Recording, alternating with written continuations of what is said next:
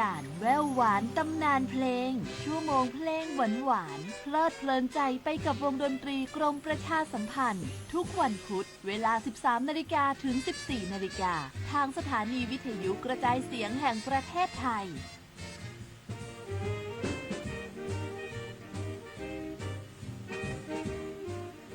สวัสดีครับคุณผู้ชมครับ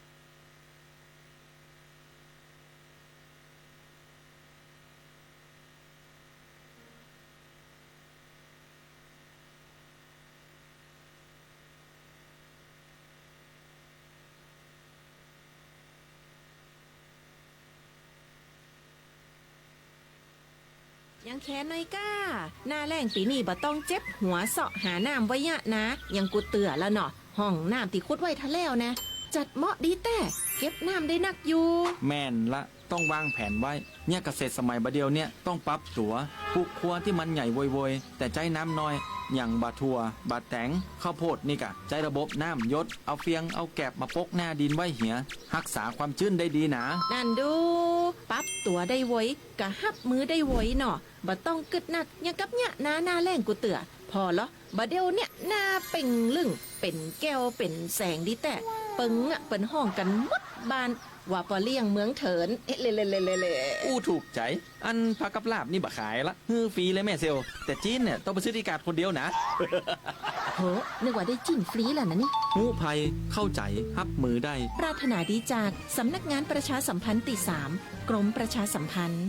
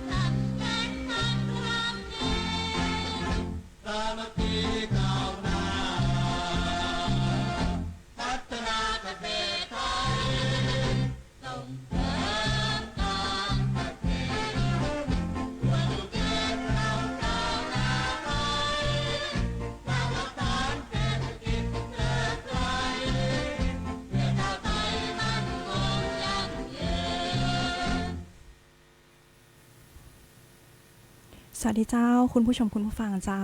ยินดีต้อนรับคุณผู้ชมคุณผู้ฟังเจ้าเข้าสู่ช่วงเวลาของรายการเกษตรสัมพันธ์นะเจ้าวันนี้นะเจ้ากลับมาพบกันอีกแล้ววันพุธนะเจ้า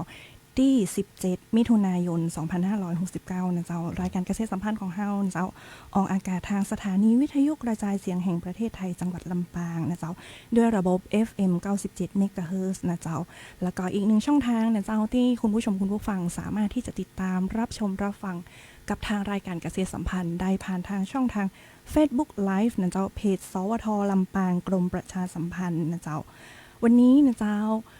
คุณผู้ชมคุณผู้ฟังอยู่กับดีเจเมย์จุฬาลักษณ์แตงอำนะเจ้านักวิชาการส่งเสริมการเกษตรนะเจ้าจากสำนักงานเกษตรจังหวัดลำปางเนาะประเด็นที่เราจะมาอู้จากันในวันนี้นะคะจะเป็นเรื่องของการเพาะเลี้ยงและแปรรูปไข่ผำนะเจ้าโปรตีนทางเลือกเพื่อสุขภาพโดยวิสาหกิจชุมชนผลิตภัณฑ์ไข่ผำตำบลนาแก้วนะเจ้าซึ่งแขกรับเชิญของเราวันนี้นะเจ้าเป็นประธานเนาะวิสาหกิจชุมชนผลิตภัณฑ์ไข่ผำนะเจ้าเดินทางมาจาก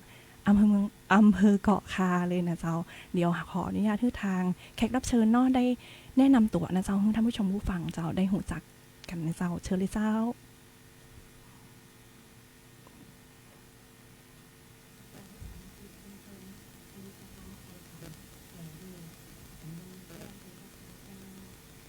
เจ้าวันนี้แม่พองพันธ์นะเจ้าเนาะแม่พองพันธ์เป็นประธานของวิสาหกิจชุมชนผลิตภัณฑ์ไข่ผำนะเจ้าแม่พองพันธ์ค่ะก็ได้ช่วยเล่าเกี่ยวกับจุด เริ่มต้นนะเจ้าในการที่เรามาเริ่มผลิตเริ่มการพ้นของว่าพ่อเลี้ยงเนาะพ่อเลี้ยงไข่ผำนี่มีจุดเริ่มต้นหรือว่าจุดสนใจจะใดเจ้าแม่ของวันช่วยเรา แม่จะเราตั้งแต่เริ่มเพราะว่าปกติแล้วผำเนี่ยมันก็เป็นของอาหารพื้นบ้านเนาะแต่ตอนนั้นแม่ทำที่ว่าแม่ไปดูผำไม่ได้ก็ได้ปลาในการกินใส่ถุงให้ไม่ได้ลุงไปเรื่องเกลือที่ตายที่ว่าต้องมองเข้าลงไปเลยประมาณ100 กว่าคนเพื่อเป็นสุดท้ายเป็นปฏิเสธการรักษาแล้วก็เอาแม่เอาไปกับบ้านของแม่ซึ่งบ้านของแม่ก็คือหุ้นส่วนนะเจ้าห่างจากหมู่บ้านที่คือเนาะแล้วก็ พอดีแม่เอากลับปุ่นไปอยู่สวนแล้วแม่ก็มานั่งพอปุ่นว่า ถ้าแม่จะนั่งพอปุ่นตายไปเนี่ยแม่ก็คงทำได้นั่นคือมันใจนิสัยของแม่เนาะ เจ้า แม่ก็เลยโทรไปหาเจ้ากรมไปแหตตีว่าเคยเป็นนายของแม่ก่อนเนาะว่าลุงเป็นที่กินยาวมาละ19 เมตร แล้วเจ้ากรมไปแหตก็ถามแม่ว่า เขายังมีลมหายใจอยู่ก็แล้วกินอย่างได้ก็แม่ก็แบบกินได้น้อยๆแต่บ่มีแรงคือนอนอย่างเดียวนะจ๊ะ เจ้า พอดีเจ้ากรมแพทย์ก็บอกคือแม่ว่ายาทุกเม็ดของโรงพยาบาลต้องกินตรงเวลาแล้วก็ปฏิบัติของโรงพยาบาลเหมือนกันทุกอย่าง แต่ว่าเฮ้อป้าเนี่ยไปหาซื้อผำหู้จักผำก็ณตอนเวลานั้นแม่ก็ไม่ใจหู้จักผำคืออันอย่างเนาะแต่แม่ก็เลยไปถามคนแก่ตามบ้านเพิ่นก็บอกมีขายอยู่การละพูนแม่ก็ไปซื้อมาให้ลุงมากินเนาะโดยที่ว่าหมอบอกคือแม่ว่ากินไข่วันละ4 ฟองวันละมื้อละ2 ฟองโดยที่มาเอาผำเนี่ยมาแปรรูปให้ลุงกินด้วยกันเวลาตุนไข่กาอาหารทุกอย่างอ่ะผสมได้ผำตอนนั้นแม่ก็มามีตังเหลืองที่ว่าต้องเจียเป็นอย่างเดียวเนาะ เจ้า แล้วแม่ก็จากที่ว่าจนญาติพี่น้องแม่ถามว่าเอาลุงไปไว้ไหน ถ้าเสียแล้วเว้ยนะแม่ก็บอกว่าเอาไปไว้วัดเอกะ เจ้า เจ้าพอดีว่าจากอาทิตย์กลายเป็น2 อาทิตย์เป็นเดือน2 เดือนปรากฏว่าลุงมีแหงเกิดขึ้นที่ลุงหายนี่ แม่บอกได้เลยล่ะมันบัจใจว่าผำรักษาลุงหายนะ เจ้า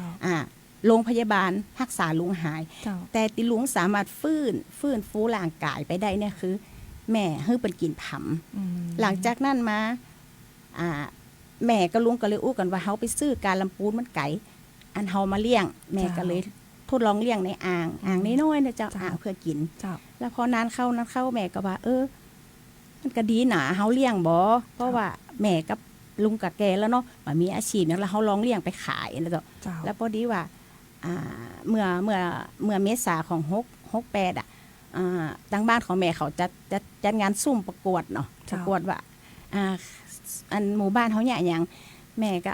ดีใจกะกันเนี่ยแม่กันว่าตึงดังแหน่กำนี่นะ แม่ก็เลยจวนลุงนะมาตั้งบูธผำ เจ้า แม่ก็ทำทุกอย่างทำแปรรูปแล้วก็วิธีการเลี้ยงแม่ก็ขนให้ลุงขนบ้านของแม่อยู่ในสวนเนาะสวนแม่จากบ้านเนี่ย7 กิโลแม่ก็ขนมาปากฏว่าแม่มันจะได้รับรางวัลอย่าง ได้รับรางวัลอย่างเพราะว่าชุมชนของแม่มีส่วนน้อยที่ฮู้จักเขาว่าผำมีประโยชน์จะได้เนาะ เจ้า แต่แม่กับลุงกับบัดท่อนะ เจ้า วันที่ว่าเปิ้นตัดสินว่าแม่จะได้รางวัลอย่างเนี้ยแหมวันแม่ก็เก็บของ2 คนขึ้นแพะแม่ก็บอกลุงว่าน้องมาเลี้ยงน้องมาเนี่ยซ้ำแล้วน้องปีหน้างานสงกรานต์ที่เปิ้นมาประกวดซุ่มมาเพราะว่าบ้านเฮาเปิ้นบ่ใจใครฮู้จักผำ เจ้า แล้วลุงก็บอกแม่ว่าฮู้จักจางเปิ้นเตอะปีก็จะเลี้ยงแล้วก็จะกินไผมันกินจังมันนี่นะ เจ้า ทหารมาแม่ก็เลี้ยงไปน้อยๆพอดีแผม2 เดือนต่อมา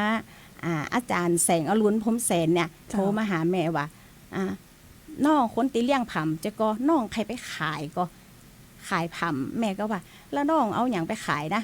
ตัวเนี้ยอันอย่างก็ได้แล้วเป็นผำอันแนบผำก็ได้แล้วแม่ก็เลยย่าแนบผำไปขายตีเทศบาลเกาะคาอันนั้นคือก้าวแรกของแม่ตีได้มาขาย เจ้า อันนั้นก็คือแบบเป็นการเริ่มเปิดตัวข เจ้า องแม่เลยเนาะ เจ้า ว่าได้หู้จักว่าคนได้หู้จักว่าแม่พองพันธุ์นะเจ้า เจ้า ได้ทำเกี่ยวกับผลิตภัณฑ์เกี่ยวกับ เจ้า ผำเนี่ยเนาะเจ้า เจ้า แล้วหลังจากนั้นค่ะ แม่ใจเวลาในการเป็นห้องพ่อเลี้ยงแล้วก็ขายแล้วก็เปิดตัวจะใจเวลาหลายปีก็เจ้า 2 ปีอะเจ้า 2 ปี เจ้า อ๋อ2 ปีแล้วก็หลังจากนั้นก็คือได้รับผลการตอบรับดีกับเจ้า เจ้าถ้าอู้ถึง การได้ตอบรับเนี่ยถ้าเป็นการบ้านนาแก้วของแม่เนาะ เจ้า มันก็ขายได้บกี่ถุงเนาะต่อวันเนาะลูกเนาะ เจ้า แต่คนตีอุดหนุนของแม่และคือกำลังใจแม่ที่สุดก็คือท่านกำนันจิรภาคาดภาพ อืม แกสั่งแม่ประจำเลยว่าบอกว่า เจ้า ปีเลี้ยงผำน้องชอบกิน เจ้า เปิดสั่งให้แม่ไปส่งแต่กิโล2 กิโลเจ้า เจ้า แล้วกำนันจิรภานี่แหละ จะเป็นอะไรอย่างที่ให้แม่ปรึกษาแนะนำให้แม่เนาะอย่างแม่ทดลองยาผลิตภัณฑ์ใหม่แปรรูปใหม่แม่ก็จะฟังเพื่อเป็นจิ้มก่อน เพื่อเป็นจิ้มก่อนนะว่ามันเป็นจะได้นะเจ้า อืมก็มีลูกค้าประจำนะ เจ้า เนาะ เจ้า แล้วก็ขอถามแม่พองพันธ์ค่ะ ในส่วนของการพ่อเลี้ยงผำนะคะ เจ้า ยากก็เจ้า ถามว่ายากก็บ่ยากแต่ก็บ่ง่ายเขาต้องใจใส่และดูแลเปิ่นเหมือนเขาเลี้ยงละอ่อนนะเจ้า เจ้า ตื่นเจ้ามาก็จะต้องไปดูแลว่าวันนี้มีอาการจะได้ผ่องเป็นฟ้องก็ เจ้า อันอย่างก็อันนะเจ้าต้องคูด้วยแล้วออกซิเจนต้องมีให้เปิ่น อืม ทุกวันนะเจ้า เจ้า มีเทคนิคก็คือต้องเติมออกซิเจน เจ้า กั อบ อกซิเจนเจ้า ผำที่เขาเลี้ยงให้ เจ้า เจ้าเนาะ เจ้า เขาต้องมีต้องมีแบบปัญหากับเคล็ดลับก็ว่าต้องเลี้ยงในน้ำลักษณะแบบใดอะค่ะ หมายถึงว่ายังของแม่เนี่ยไม่แม่เลี้ยงในบ่อเนาะ เจ้า มันก็มีแมงมีอย่างหลง ค่ะ แต่ระยะหลังมานี่แม่มีลูกค้าขึ้นแม่มีตลาดขึ้นแม่ก็อยากพัฒนาของแม่ว่าแม่ต้องเนี่ยเป็นโรงปิด แม่ก็เลยทำเป็นโรงปิด ค่ะ อันดับแรกนี่ก็มีคนแนะนำว่าให้แม่มาติดต่อเข้าวิสาหกิจชุมชน แม่ก็มาสมัครวิสาหกิจชุมชนโดยที่ว่าแม่ก็จวนน้องๆญาติพี่น้องอย่างตังหมู่บ้านของแม่เข้ากัน เจ้า 14 คนตั้งเป็นกลุ่มวิสาหกิจชุมชนนะเจ้า เจ้า แล้วแม่ก็ทำเป็นโรงปิด เจ้า โดยที่การวิสาหกิจชุมชนเปิ่นกันแนะนำให้กรมวิชาการเกษตร ไปตรวจน้ำด้วยการเพาะเลี้ยงของแม่ เจ้า เจ้าพอดีแม่ได้ JEP มาแล้วเจ้าตอนนี้นะ อ๋อหมายถึงตอนนี้ผำของเขานี่ได้ GAP แล้ว เจ้า นี่นะเจ้า เจ้า แล้วก็พ่อเลี้ยงในโรงปิดแล้วก็ เจ้า คือเป็นของเนี่ยยกระดับการเลี้ยง การ นะ เลี้ยง คือแบบมีมาตรฐาน เจ้า จนได้รับใบรับรอง GAP นี่นะเจ้าเนาะ เจ้า แสดงว่าก็คือมีความสะอาดปลอดภัยเนาะ เจ้า ผู้บริโภคก็สามารถเชื่อถือได้นะ เจ้า เจ้าเนาะแล้วก็ เจ้า ในส่วนนี้ค่ะ ตอนที่จดเป็นตะกี้แม่ว่าเนาะจดทะเบียนเป็นวิสาหกิจชุมชน ในส่วนนี้แม่ไปได้รับคำปรึกษาหรือว่าคำแนะนำจากใครหรือว่าหน่วยงานต่างใดกับเจ้า กับแม่ก็ได้รับคำแนะนำจากหมอราชภัฏเนาะ ม อาจารย์ดรขจรศักดิ์วงศ์วิลาศและ เจ้า อาจารย์หนิง อืม อัชราเปิ้นแนะนำว่าแม่ไปเข้าวิสาหกิจชุมชนแม่จะ เจ้า เดินต่อไปได้ อืม แล้วเปิ้นก็คอยแนะนำแม่แล้วป้าแม่ออกงานนะเจ้าเหมือน เจ้า เหมือนแม่ออกงานโครงการผู้สูงอายุอย่างยืนแบรนด์นะเจ้า เจ้า อันนั้นอ่ะแม่ก็จะไปขายไม่แม่ก็ทำใจไว้แล้วว่าผำอ่ะเนาะมี เจ้า คนหู้จักน้อยอยู่บ้านเฮาได้ขายผ่องแม่ก็ไปอะเจ้า แต่ก็ถือว่าเป็นอย่างก็การเปิดตัวเนาะผ เจ้า ลิตภัณฑ์ เจ้า ใหม่ซึ่งว่า เจ้า ผามเนี่ยตอนนี้ก็ถือว่าเป็นซูเปอร์ฟู้ดเนาะเป็น เจ้า เป็นบ้านท้องว่าอย่างเป็นอาหารที่มีโปรตีนที่ส แม่ ม น บูรณ์เนาะ แม่นเจ้า โปรตีนทางเลือกอีกทางหนึ่งสำหรับ เจ้า ผู้รักสุขภาพนะเจ้าเนาะ เจ้า สำหรับวันนี้เห็นว่าแม่เอาผลิตภัณฑ์มาหลากหลายชนิดนี่เป็นผลิตภัณฑ์ของทางกลุ่มเลยแม่นก็ เจ้า เจ้า ทั้งกลุ่มเลยเจ้า อยากให้แม่ผ่องพันธ์เจ้าช่วยแนะนำผลิตภัณฑ์แต่ละชนิดแต่ละตัวให้คุณผู้ชมผู้ฟังได้รู้จักกันก่อนว่า ตอนนี้ผลิตภัณฑ์ของกลุ่มเฮามีผลิตภัณฑ์อะไรอย่างพ่องเนี่ยเจ้า ก็ตัวนี้คือผงโรยข้าวเนอะเจ้า ผงโรยข้าวนี่แม่ทำมาจากผำสดนะเจ้าเนาะ30 กิโลแม่เอาตากแห้งแล้วก็แม่อบเนี่ยมันจะเหลือ1 กิโล 30 กิโลนะเจ้า แล้วแม่ก็ทำเป็นผงโรยข้าว เจ้า ผงโรยข้าวนี่คือสำหรับละอ่อน เจ้า ที่บ่ชอบกินผักนะเจ้า เนาะน้องเขาบ่ชอบกินผักเนาะก็เลยเขาจะเอาโรยข้าวโรยข้าวต้มโรยจกให้เปิ้นแล้วก็สำหรับผู้สูงอายุ เจ้า ที่ว่าเหมือนลุงลุงป่วยฟัก อืม พื้นอย่างเงี้ยเจ้า เจ้า แล้วก็จะโรยข้าวกิน อืม แล้วก็มีแบบชงนะเจ้ามีแบบชงเหมือนเฮาชงชาเหมือนชงกาแฟนะเจ้า เจ้า ซองหนึ่งมีอยู่12น้อยนะเจ้าเนาะ เจ้า อันนี้เขาก็สามารถฉีกชงได้นะเจ้า เจ้าฉีกชง12น้อยอยู่ในซองใหญ่เจ้า ฉีกซองปุ๊บก็ใส่น้ำ จะ ร้อน ใส่น้ำร้อน ใส่น้ำร้อน หรือใส่เครื่องดื่มอันอย่างก็ได้เจ้า อ๋อ กาแฟทุกอย่างอะ เป็น เจ้า เหมือนแบบเติมเข้าไป เจ้า ใน เป็นเหมือนเขาเติมโปรตีนเข้าไป เติ แล้ว ม เจ้า โปรตีนเข้าไป เจ้า ในนมในกาแฟ ทุกอ โอย่าง วัลตินอย่างก็ได้ เจ้า เนาะแล้วแต่เฮา เจ้า เว้ยนะเจ้า เจ้าแล้วก็ นี่ก็มีขนมทองปั้นผำเนาะก็เหมือนท้องม่วนทั่วไปแต่แม่มาคิดว่า ถ้าท้องม่วนมันก็คือท้องม่วนมีตลอดเนาะแต่จุดขายของแม่ก็คือแม่มีผำใส่เพราะแม่เลี้ยงเองแม่สามารถใส่ผำได้เนาะแม่ก็เลยเติมผำลงไป อันนี้คือปริมาณผักนี่มาอันเลยเนาะ มาอันเจาะ อยู่ในขนมนี่นะ เจาะอยู่ในขนมเจาะแล้วก็มีผำซดเนาะแล้วก็มีลูกจิ้นผำซึ่งลูกจิ้นผำเนี่ยแม่ได้ความอนุเคราะห์จากท่านในอำเภอกอคาแล้วก็พัฒนาชุมชนบทบาทสตรีให้ทุนเป็นแหล่งเงินทุนให้แม่ซื้อเครื่องบดหมูเครื่องบดเครื่องปั้นทุกอย่างนะเจ้ากองทุนพัฒนาชุมชนสตรีของกอคานะเจ้าคือแม่ทุนคือแม่มาคือแม่สามารถได้ผลิตภัณฑ์แปรรูปได้มาปกติแล้วแม่มันจะมีทุนนักเนาะ แม่มันมีทุนนักแม่ก็ไปติดต่อขอทำเรื่องเปิ้นนะเจ้าเปิ้นกรุณาให้แม่ทุนแม่มาขอสนับสนุนเจ้าในส่วนไหนกลุ่มสตรีเจ้าแล้วแม่เอามาพัฒนาในส่วนใดกับแม่ก็ซื้อเครื่องตัวผลิตภัณฑ์ทำลูกชิ้นนี่เนาะเจ้าคือทุกอย่างมีแม่มีมือเครื่องปั้นลูกจีนเครื่องปั้นลูกจีนเนาะเครื่องอบเครื่องแปรรูปทุกอย่างแม้แต่ถังไอติมแม่ก็เอาเงินส่วนเนี้ยตีเปิ้นเฮอแม่มาน่ะทั้งหมดแล้วลูกชิ้นนี่เป็นปั้นทองเป็นเนื้อหมูเนื้อวัวหรือว่าเป็นเนื้อหมูแล้วก็เอาผำเนี่ยเป็นตัวเสริมโปรตีนเข้าไปแหมแม่จะบอกก่อนว่าลูกจิ้นของแม่เนี่ยแม่ไม่ได้โฆษณาว่ามันล้ำจะให้ล้ำเหมือนลูกจิ้นทั่วไปที่เป็นดังๆกันแม่มาล้ำหรอกเพราะอย่างพ่อแม่เติมผำเข้าไปเนาะ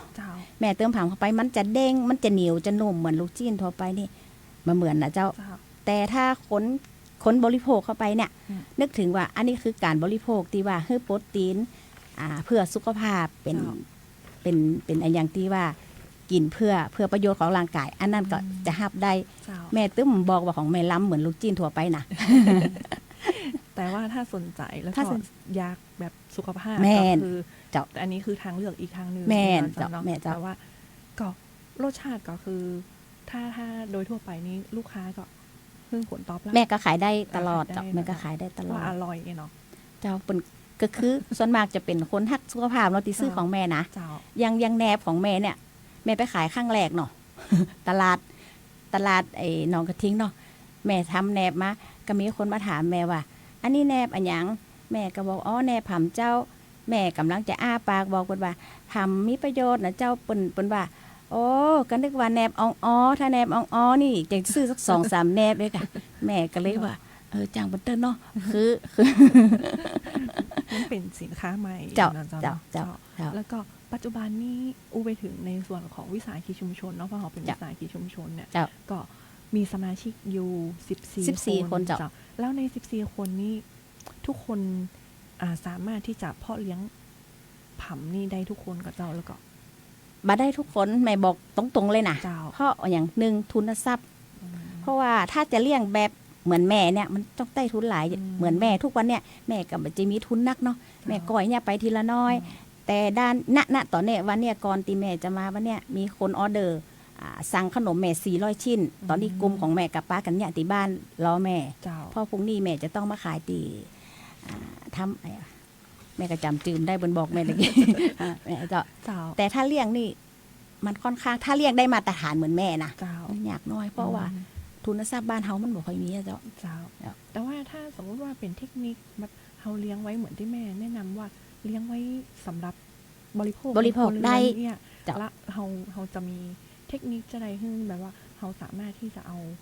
ผำเนี่ยไปเลี้ยงแล้วก็เฮาจะได้ผลผลิตมันตลอดเนี่ยอยากได้เคล็ดลับของนั้นถ้าสมมุติว่าถ้าเขาอยากเลี้ยงเพื่อบริโภคมันจำเป็นต้องแปลงโรงปิดอย่างแม่เนาะอย่างของแม่นี่มัน6x6เนาะโรงนึงเนาะแล้วก็สามารถในอ่างในพลาสติกหรืออย่างน้อยๆก็ได้ถ้าเพื่อบริโภคเนาะได้แล้วถ้าใครอยากจะไปดูสวนแม่ยินดีต้อนรับและดีให้คำแนะนำแต่แม่บอกเหตุก่อนว่าถ้าไปต้องบอกล่วงหน้า เพราะว่าถ้าไปกับหลายคนน่ะต้องบอกล่วงหน้าแม่น้อยเพราะแม่ต้องไปยืมเก้าอี้วัดมาก่อนเพราะเลยสวนแม่มีเก้าอี้แค่10 ตัวแต่ว่าตอนนี้ก็คือแม่ยินดีที่จะเข้าไปศึกษาดูงานไปได้เลยเจ้าไปได้เลยอันนี้ก็ ขอแม่ช่วยบอกนะเจ้าว่าเกี่ยวตอนนี้สวนเฮาอยู่ที่ตังใดเจ้า อ๋อส่วนแม่อยู่หมู่บ้านปากแขซึ่งเนื้อตีมันจะติดกับบ้านนาแก้วเนาะ เจ้า เลยเทศบาลนาแก้วไปประมาณ7 กิโลแม่บอกตรงๆว่าสวนแม่มันอยู่ในป่า มันอยู่ในป่า เจ้า ถ้าไปช่วงนี้ก็จะลำบากหน่อย เจ้า ต้องไปกระบะอย่างเดียว อืม รถเก่งไปมันได้แน่นอนเจ้าเพราะมันตั้งเป็นลมเป็นนี่เนาะ เจ้า แต่ถ้าว่าใครอยากไปแม่ยินดีต้อนรับ เจ้า แล้วแม่จะเลี้ยงด้วยนะ เลี้ยง เลี้ยงแกงพัม เก่งความไม่แล้ว เจ้า เจ้า เจ้าเจ้า แล้วก็นอกจากจะมีสวนนี่แล้วนะเจ้าเรามี เจ้า ช่องทางติดต่อทางช่องทางอื่นกับเจ้าที่สามารถติดต่อแม่ไปได้ว่าเดี๋ยวเผื่อว่าสนใจจะเข้าไปดูที่สวนเนี่ยเขาจะนัดล่วงหน้าแม่ด้วยวิธีไหนดีเจ้า ก็เบอร์โทรศัพท์แม่อย่างเดียว เบอร์ พ่อแม่ โทรศัพท์ จะมี นะคะ อีเมลอย่างก็เปิดหรอ เจ้า 091 091 140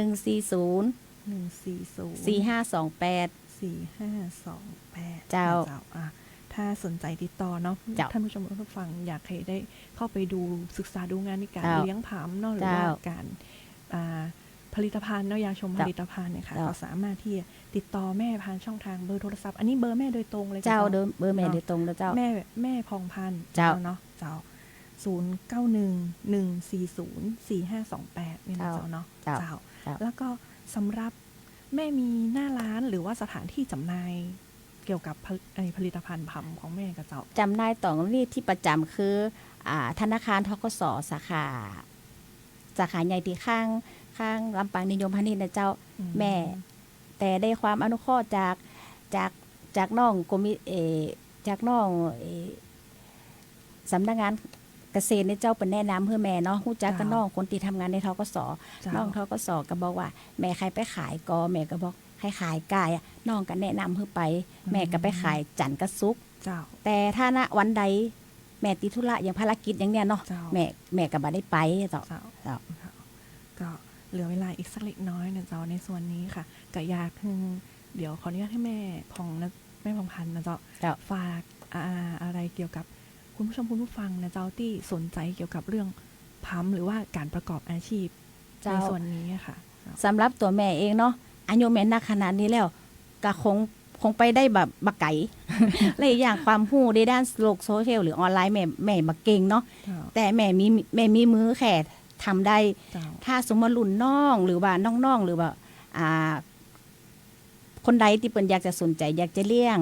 แม่พร้อมที่จะแนะนำหรือเป็นแนวทางให้ได้ เจ้า แต่แม่ต้องออกตัวให้ก่อนว่าก่อนจะไปต้องบอกแม่ลวงหน้าน้อย เจ้า แม่จะได้ไปยืมเก็อีวัด แล้วบ้านแม่มันไก่เจ้า เจ้า ถ้าไปก็ต้องทำใจน้อยว่า มันเป็นตั้งเป็นหลุมเป็นบ่อเนาะแม่อยู่บนดอยบุ่นนะ เจ้า เจ้า อันนี้ก็เป็นอีกหนึ่งสามารถที่จะเป็นอาชีพเนาะ เจ้า ทั้งอาชีพหลักและอาชีพเสริมได้ เจ้าได้นะ วัน เจ้าแม่คิดว่าได้นะ เจ้า หน้าตอนนี้เราออนรุ่นใหม่เจ้าก ะจะรู้จักคำว่าผำคืออย่างละ ค่ะ ปกติแม่ขายการ์ดเนี่ย ถ้าเป็นละออนรุ่นใหม่เนี่ยถ้าถามป้าขายยังขายผำแปรรูปลูกอ๋อผำรู้จัก เจ้า ละออนรุ่นใหม่นี่ยังจะมีเป็นลูกก้านักกว่า อืม คนรุ่นแม่นะ เจ้า ถ้ารุ่นแม่นี่บอกใครรู้จักตัวใด อ๋อ เจ้า ค่ะแล้วก็ในส่วนนี้ก็คือแม่ก็พร้อมที่จะขยายเนาะ เจ้า ควา แม่พ่อม ควา ที่ รู้ แม่พ่อมที่จะขยาย จริงๆแล้วแม่อยากให้ทั้งตำบลนักแก้วเฮาเนาะอำเภอก็ค้าหรืออำเภอใกล้เคียงของเฮาเนี่ยเลี้ยงกันนัก เจ้า ๆโดยศักยภาพของแม่แล้วมันไปไก่บ่ได้ เจ้า เนาะทั้งคุณทุนทรัพย์แล้วก็ไว้ของแม่ เจ้า แต่ถ้าคนใดอยากจะทำเชิญได้เลยเจ้าเชิญไปสวนแม่ได้เลย เจ้า เชิญก็สามารถที่จะไปขอความรู้เนาะ เจ้า ในการ ได้ เลี้ยงในการ เจ้า เพาะเลี้ยงเพราะว่าอันนี้แม่พองพันธุ์ทำมาหลายกี่ปีแล้วเจ้า อันนี้เข้าปีที่ ริ่ม 3 แล้วเจ้า ปีที่3นะคะแล้วก็ในส่วนของความรู้หรือว่าความรู้เนี่ยค่ะแม่พองพันธุ์ศึกษาด้วยตัวเองหรือว่ามีนักวิชาการส่ง บ่ เสริม เจ้า แม่บอกณตรงนี้เลยว่า แม่เลี้ยงมานี่ได้3 ปีมาเนี่ยแม่บักเคยมีใบประกาศ หรือใบอบรมว่าแม่ผ่านการอบรม แม่ได้ไปฝึกอบรมแม่ไปดูไงแม่แบบได้เคยไปเลย แม่ศึกษาด้วยตัวเองเหมือนมาว่าครั้งแรกที่ลุงป่วยเนาะ เจ้า แม่เอาขวางกันนัก เสียกันหลาย อ๋อ แต่แม่ทำด้วย2 มือแม่ เจ้า ลอง ถ้า ผิดลองถูก เจ้าลองผิดลองถูกแม่บ่เคยได้ไปอบรมหรือไปดูงานที่ไหนสักทีอ่ะแม่ทำด้วยตนเอง ถ้าไผมาเฮียนกับแม่หรือมาถามแม่ก็จะบอกได้ตามที่ว่าแม่มีความรู้ใครแม่แค่อีเนาะเพราะว่าอย่างอื่นแม่ตึ้มได้ไปอบรมที่ไหน เจ้าแต่ก็เจ้าหน้าที่เกษตรเขาก็เข้าไปแนะนำ เจ้า ให้ความรู้อยู่ เจ้า ตลอ เจ้า ด เจ้า ตลอดเนาะติดตาม เจ้า ตลอดเจ้า โอ้เจ้าหน้าที่เฮาอำเภอก็ค้าทั้งเกษตรทั้งคอชอทั้งราชภัฏดี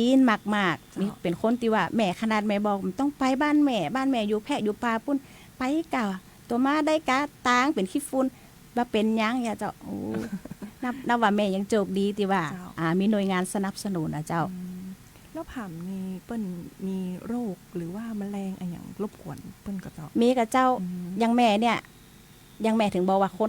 ถ้าเลี้ยงกินเนี่ยบ่จำเป็นต้องเป็นห้องปิดยังแม่ก็ได้แต่แม่เพาะเลี้ยงเพื่อ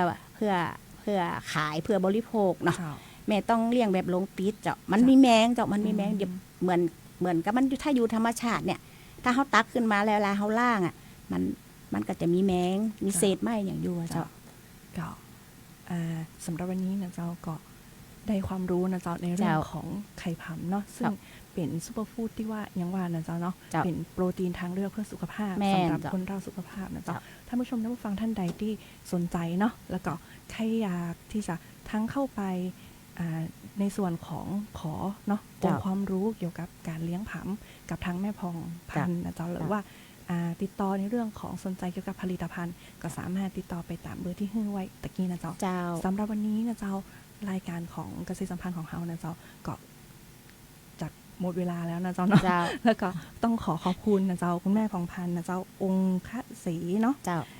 ประธานวิสาหกิจชุมชน ผลิตภัณฑ์ไข่ผำตำบลนาแก้วเป็นอย่างมากเลยนะเจ้า เจ้า ที่มาร่วมแบ่งปันความรู้แล้วก็มาแนะนำผลิตภัณฑ์ดีๆให้กับคุณผู้ชมคุณฟังได้รู้จักกันนะเจ้า เจ้า สำหรับวันนี้นะเจ้ารายการเกษตรสัมพันธ์นะเจ้าต้องขออำลาคุณผู้ชมคุณผู้ฟังไปด้วยเวลาเพียงเท่านี้ก่อนนะเจ้าสำหรับวันนี้สวัสดีเจ้า สวัสดีเจ้า